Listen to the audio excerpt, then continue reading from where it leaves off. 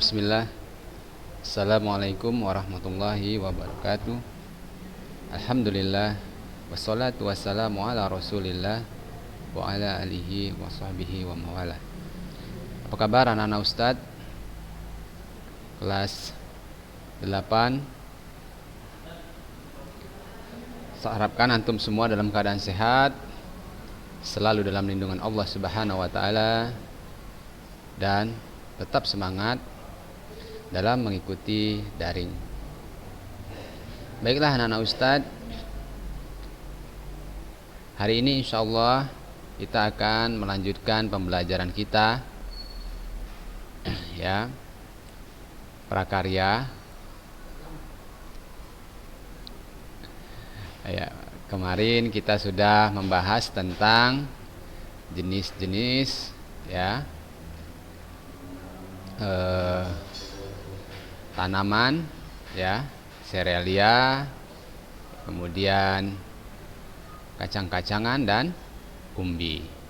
Ya, baiklah anak-anak Ustadz, juga kita pada pekan yang lalu sudah ada tugas ya. Ustadz ucapkan kepada antum syukron yang sudah mengumpulkan tugas ya. Untuk tugas anak-anak Ustadz harapkan antum bisa dengan tepat waktu mengumpulkan. Baiklah, hari ini kita akan memasuki jenis serealia dan manfaatnya. Ya, tentunya anak-anak Ustadz tidak perlu lagi Ustadz jelaskan apa itu serealia, pekan lalu sudah Ustadz jelaskan. Baiklah, yang pertama itu adalah beras. Ya, kalau kita bicara tentang beras, ini sudah merupakan suatu hal yang tidak asing bagi kita ya anak-anak Ustadz. Setiap hari kita mengkonsumsi olahan dari beras. Beras adalah butir padi yang sudah dipisahkan dari sekam ya. Jadi yang sudah dipisahkan ya anak-anak Ustadz dari cangkangnya, dari sekamnya, itu disebut dengan beras ya. Beras mengandung karbohidrat yang kaya akan zat gula atau glukosa. Rasa manis dari kandungan glukosa merupakan sumber energi yang bermanfaat bagi tubuh untuk melakukan berbagai aktivitas. Selain rasa manis dari beras, ya, beras tanah, nasi cocok dipadukan dengan berbagai lauk pauk yang membuat orang menggunakan beras sebagai makanan pokok. Warna beras yang berbeda-beda diatur secara genetik akibat perbedaan gen yang mengatur warna aleuron, warna endosperma, dan komposisi pati pada endosperma. Nah, jadi anak-anak Ustadz, kalau antum sering memperhatikan ya, atau mungkin antum suka nih menemani umi antum ke pasar ya, ketika membeli beras, tentunya kita melihat ya, banyak sekali jenis beras ini yang warnanya berbeda-beda ya. Ada yang putih, ada yang sedikit kekuning-kuningan ya. Nah, itu tadi sudah dijelaskan bahwa itu ya merupakan ya perbedaan itu yang diatur secara genetik ya. Jadi kadang-kadang bentuk warna-warnanya itu berbeda ya, tapi tidak terlalu mencolok sekali ya anak-anak Ustadz. Nah, baiklah, ini yang pertama, ini ada beras putih ya. Jadi berasnya berwarna putih sesuai namanya ya. Beras putih ini agak transparan karena hanya memiliki aleuron dan kandungan amilosa, umumnya sekitar 20%. Beras ini mendominasi pasar beras. Nah, biasanya ya ibu-ibu itu atau umi-umi itu suka nih sama beli beras yang berwarna putih ya, putih. Sehingga beras-beras inilah yang banyak kita lihat di pasaran ya, berwarna putih, agak transparan. Kemudian ada beras merah. Nah, tentunya anak-anak Ustadz juga pernah melihat ya, beras merah ya. Akibat aleuronnya mengandung gen yang memproduksi antosianin yang merupakan sumber warna merah atau ungu. Nah, ini sering nih kita lihat beras merah, tapi banyak ya orang yang kurang menyukai beras merah ini karena rasanya berbeda ya dengan beras putih ya. Nah, kemudian ada disebut dengan beras hitam. Nah, ini agak langka anak-anak Ustadz ya, atau sangat langka disebabkan alioron dan endosperma memproduksi antosianin dengan intensitas tinggi sehingga berwarna ungu pekat mendekati warna hitam ya. Jadi mungkin kita kalaupun ini kita sudah dimasak ya, ketika kita mau memakan rasanya kalau berasnya warna hitam kurang menggugah selera kita ya anak-anak Ustadz ya. Ya. Nah, jangan-jangan kita bilang, Umi ini berasnya nasinya kok gosong gitu ya. Padahal tidak ya anak-anak Ustadz, ada juga beras hitam sangat langka ya. Ustadz sendiri belum pernah ya mengkonsumsinya. Kalau beras merah alhamdulillah sudah pernah putih ya. Beras hitam juga ini karena sangat langka ya, susah ditemukan. Kemudian ketan ya, kalau kita tuh sering sebutnya pulut ya, atau beras ketan ya. Bentuknya sama seperti beras ya anak-anak Ustadz, berwarna putih, tidak transparan, seluruh atau hampir seluruh patinya merupakan amilopektin ya. Jadi beras ini, ketan ini sebenarnya mirip-mirip beras juga ya. Ada yang warna putih ya anak-anak Ustadz, tapi putihnya itu tidak transparan, putih susu gitu ya. Jadi kalau antum disuruh umi antum ketika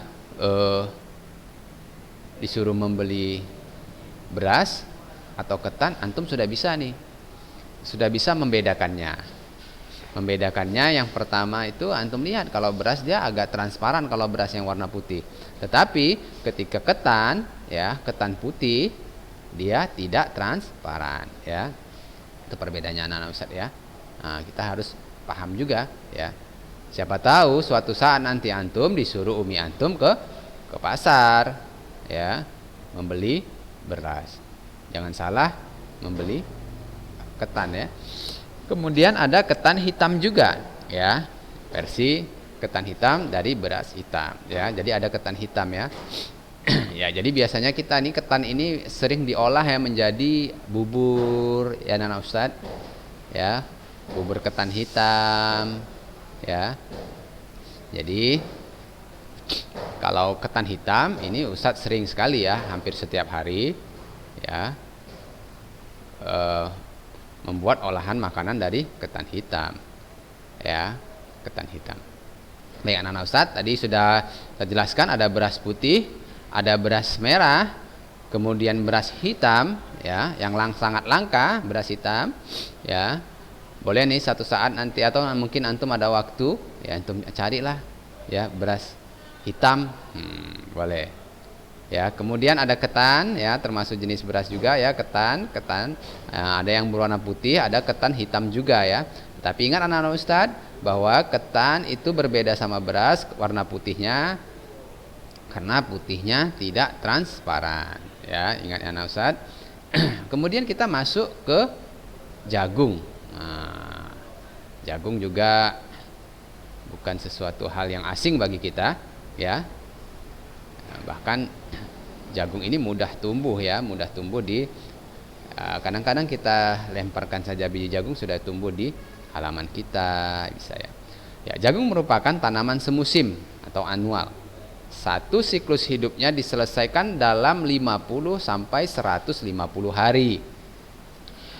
Paruh pertama dari siklus merupakan tahap pertumbuhan vegetatif dan paruh kedua untuk tahap pertumbuhan generatif. Indonesia dikenal dua varietas jagung yang telah ditanam secara umum, yaitu jagung berwarna kuning dan jagung warna putih. Nah, perhatikan anak-anak Ustadz. Jadi ada dua macam jenisnya ya. Ada jagung yang berwarna kuning dan ada jagung berwarna berwarna putih. Ya. Kemudian bagian yang kaya akan karbohidrat adalah bagian biji. Ya. Jadi, perhatikan anak Ustadz, bagian bijinya, bulir-bulirnya itu. Sebagian besar karbohidrat berada di endosperma. Kandungan karbohidrat dapat mencapai 80% dari seluruh bahan kering biji. Karbohidrat dalam bentuk pati umumnya berupa campuran amilosa dan amilopektin.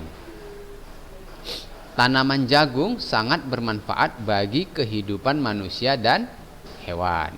Hampir seluruh bagian tanaman jagung dapat dimanfaatkan untuk berbagai macam keperluan. Ya, antara lain batang dan daun muda dapat digunakan sebagai pakan ternak. Jadi makanan hewan-hewan ya anak-anak Ustadz. Jadi dapat dimanfaatkan, jangan dibuang ya. Jangan dibuang, dapat menjadi pakan ternak ya. Bisa jadi makanan kambing ya. Daunnya, batangnya, makanan sapi juga bisa. Kemudian batang dan daun tua setelah panen ya. Pupuk hijau atau kompos ya dapat dijadikan pupuk ya. Jadi yang tua pun batangnya bisa dijadikan pupuk. Pupuk organik anak-anak Ustaz ya. Ya batang atau daun kering ya. Nah, ini bisa dijadikan kayu bakar ya jika antum mau memasak. Biasanya kalau dulu di kampung-kampung itu memasaknya menggunakan kayu bakar. Ini bisa dijadikan ya batang dan daunnya yang kering. Kemudian batang jagung atau lanjaran turus ya. Kemudian batang jagung bahan keras ya. Buah jagung muda ya bisa dijadikan sayuran, pergedel, bakwan. Kalau buahnya itu sudah banyak sekali ya olahan-olahan makanan anak-anak Ustadz ya. Nggak perlu kita bingung kalau mendapatkan jagungnya ya. Kemudian biji jagung yang tua ya. Nah, dulu tuh pada zaman dahulu ada juga nih. Ya mungkin sampai sekarang ya di daerah Jawa itu juga ada bahwa pengganti nasi mereka memakan jagung ya, pengganti nasinya. Nah, ya kemudian bisa dijadikan roti juga. Kemudian jadikan tepung jagung diolah menjadi bihun, bisa juga bihun dari bahan jagung. Kemudian ini yang kita sangat jarang ya anak-anak Ustadz melihat ini. Kalau ada pun ini di tempat kita kurang bahan campuran kopi bubuk. Nah, ini Ustadz pernah melihat ya ketika Ustadz di daerah Jawa itu banyak sekali tuh kopi-kopi itu dicampur dengan campuran jagung ya, campuran jagung ya. Tetapi kalau di daerah kita di Sumatera Utara khususnya di Kota Medan ini justru kalau kopi yang dicampur dengan bubuk jagung tidak begitu disukai ya, tidak begitu disukai ya. Nah, tapi ada juga yang mencampur kopi dengan bubuk jagung ya, gilingan jagung ya. Kemudian jadikan biskuit anak-anak Ustadz ya, kue kering, pakan ternak, bahan baku industri ya, farmasi ya, dan juga bisa industri tekstil ya anak-anak Ustadz. Yang seingat ya antum, apa itu tekstil? ya tekstil yang berhubungan dengan ya pakaian, kain ya. Jadi selain sebagai sumber karbohidrat, jagung juga ditanam sebagai pakan ternak. Tadi sudah Ustaz jelaskan juga ya, sebagai pakan ternak ya, daunnya maupun tongkol jagungnya ya anak-anak Ustaz. Diambil minyaknya, bisa juga dari biji dibuat tepung ya yang kita kenal dengan istilah tepung maizena. Nah, kalau antum perhatikan di lemari di tempat dapur antum ya, kalau ada umi antum menyimpan tepung tulisannya maizena, itu adalah tepung yang berasal dari jagung. Ya Nana Ustadz. Ya ini sebagai bahan-bahan olahan untuk membuat makanan ya, kue-kue bisa juga. Dan bahan baku industri dari tepung biji dan tongkolnya. Nah, ya Nana Ustadz, itu tadi jagung. Sangat banyak sekali yang bisa diolah, dimanfaatkan dari jagung ini ya Nana Ustadz. Hampir seluruhnya bisa kita manfaatkan. Ya, bukan cuma buahnya saja, tetapi bagian-bagian yang lain seperti tongkolnya, kemudian kulit jagungnya bisa juga ya Nana Ustadz. Baiklah, sekarang kita masuk ke gandum. Nah, jadi tadi sudah saya jelaskan beras, kemudian jagung. Sekarang kita masuk ke gandum. Ya, kira-kira anak-anak Ustadz sudah tahu apa itu gandum?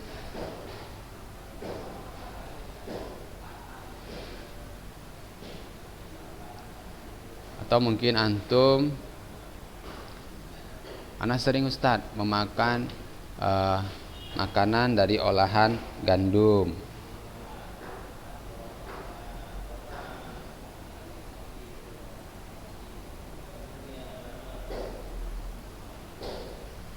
Ya, orang India ya menjadikan gandum utuh yang sudah menjadi tepung atau yang dikenal dengan sebutan otak-ata ya sebagai makanan pokok mereka. Namun di Indonesia masyarakat hanya menjadikan gandum sebagai bahan roti dan mie. Padahal gandum juga mempunyai kandungan karbohidrat cukup tinggi, sama seperti nasi. Ya, tuh. Jadi kalau di India itu ya diolah menjadi makanan pokok. Ya, kemudian kalau kita perhatikan banyak juga olahan-olahan ya roti yang terbuat dari gandum, tepung gandum, dan mie juga ya. Ya, beberapa manfaat gandum bagi kesehatan tubuh ya. Anak-anak Ustadz perhatikan ini ya, manfaat gandum. Yang pertama bisa mengkonsumsi gandum akan membuat tubuh merasa lebih kenyang ya, kenyang lebih lama.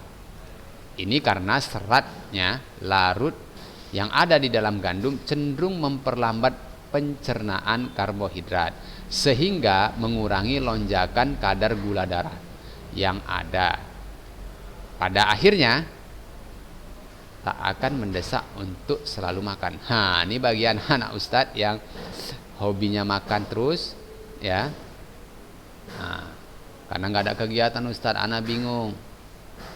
Jadi anak makannya banyak, ya kan? Tidurnya banyak, makannya banyak, belajarnya sedikit. Itu nggak boleh ya anak Ustadz. Ini antum bisa menjadi satu solusi bagi antum yang hobinya seperti Ustadz katakan tadi ya. Antum ganti, jangan makan nasi lagi ya, antum makan ya gandum ya, olahan dari gandum, biar kenyangnya lebih lama ya, biar lebih lama. Kemudian mengkonsumsi gandum secara teratur akan menurunkan kadar kolesterol dalam tubuh. Ini baik anak-anak Ustadz ya, kolesterol dalam tubuh akan bisa diturunkan dengan banyaknya kita mengkonsumsi gandum. Kemudian mengkonsumsi gandum baik untuk menurunkan berat badan. Masya Allah, nih antum nih yang sudah kelebihan berat badan bisa nih menjadi sebuah solusi ya, mengganti nasi dengan gandum ya. Biasanya anak-anak Ustadz perhatikan, antum banyak di rumah semakin gemuk ya, kurang kegiatan, bisa nih kurang olahraga. Mengkonsumsi gandum bisa bermanfaat untuk menyembuhkan sembelit. Hal ini karena gandum merupakan sumber serat yang dibutuhkan oleh tubuh kita, nah Ustaz. Ya sembelit ya, antum susah BAB. Nah, jadi bisa jadi solusi lagi nih anak-anak Ustaz.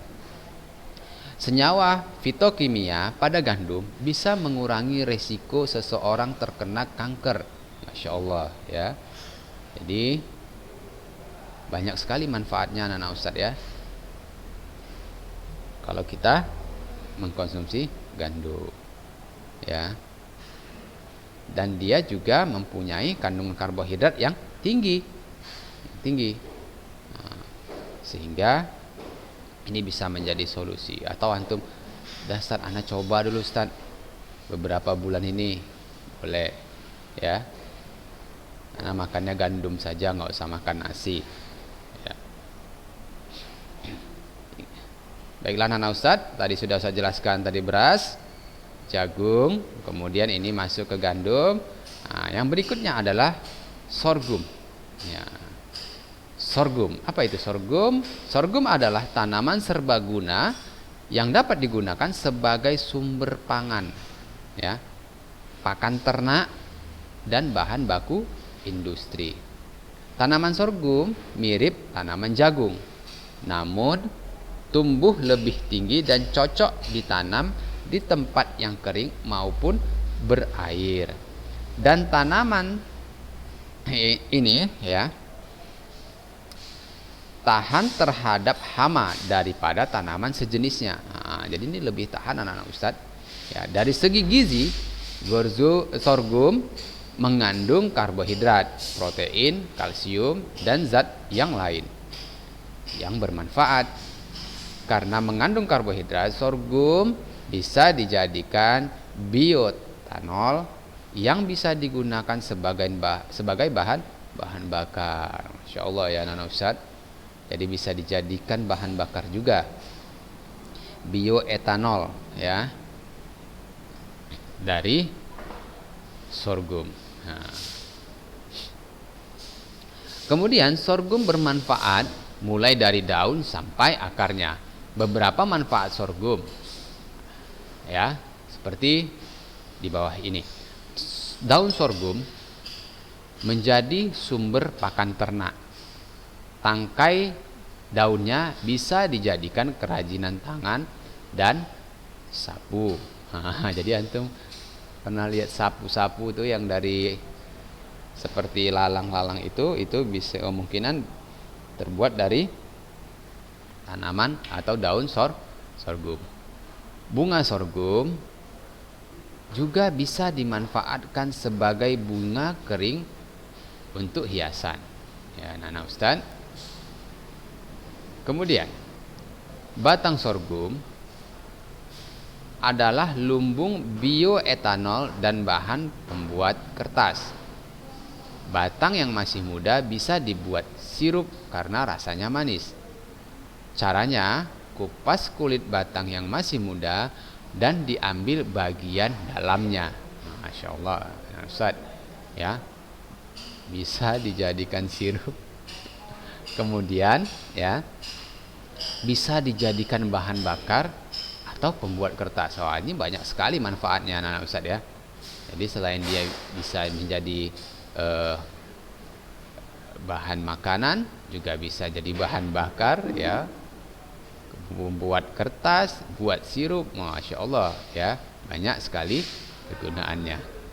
Kemudian akar sorghum digunakan sebagai jamu untuk melancar peredaran darah. Akar cukup diseduh lalu airnya diminum.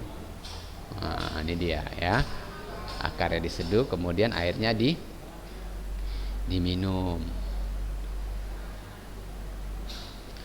Kemudian biji sorghum. Kandungan gizinya sangat besar, nilai proteinnya, kalsium dan karbohidratnya lebih besar dibandingkan beras dan jagung. Selain itu, sorghum juga kaya serat dan mengandung gluten rendah. Biji sorghum dapat dibuat tepung sebagai bahan dasar pembuat pangan. Bahkan setelah dikupas kulitnya, biji sorghum dapat langsung ditanak layaknya beras dan dikonsumsi. Cara membuat beras sorghum sederhana. Setelah dikupas kulitnya, bisa langsung ditanak. Nah, begini anak-anak Ustaz ya. Bisa langsung ditanak setelah dikupas dari kulitnya. Ya. Ini dia tadi jenis ya, beberapa serealia dan manfaatnya.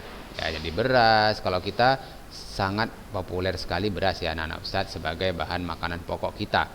Ya. Tentunya di Indonesia kita sangat populer kali ya tentang beras. Kadang-kadang kita sudah banyak sekali makan ya, ketika kita nggak kena nasi rasanya belum kenyang Ustadz. Nah, ya sering begitu ya, karena kita sudah menjadi terbiasa dengan makanan pokok kita beras. Ketika kita sudah kenyang pun ya, ketika belum terkena nasi maka kita merasa belum kenyang ya anak-anak Ustadz. Nah, itu karena kita sudah terbiasa. Ya, bagi anak-anak Ustadz yang ingin ya mencoba berbagai manfaat dari tanaman serealia tadi ya, seperti gandum tadi ya, jika antum ingin menurunkan berat badan, di sini dijelaskan bahwa dapat menurunkan berat badan ya anak-anak Ustadz. Bisa antum mencoba mengganti makanan pokok antum dengan gandum ya. Nah, baiklah anak-anak Ustadz, ini Ustadz harapkan antum dapat memahami apa-apa yang sudah Ustadz jelaskan pada materi ini. Ustadz berharap juga antum memiliki sebuah catatan ya, buku catatan ya, prakarya kita yang nantinya insya Allah ketika kita bertemu di dalam kelas, Ustadz akan melihat catatan antum yang lengkap di dalam buku ya. Walaupun Ustadz tidak memberikan tugas-tugas, tapi tetap catatan antum itu lengkap. Baiklah anak-anak Ustadz ya, hari ini saja yang akan Ustadz sampaikan kepada antum ya. Ingatlah antum bisa mengulang-ulang pembelajaran ini ya. Antum catat, jangan lupa ya. Ustadz hari ini tidak memberikan tugas, hanya saja Ustadz harapkan kepada antum bisa memiliki catatan. Baiklah anak-anak Ustadz, mudah-mudahan apa yang Ustadz sampaikan hari ini dapat menjadi ilmu yang bermanfaat bagi kita semua ya, dan menambah wawasan antum.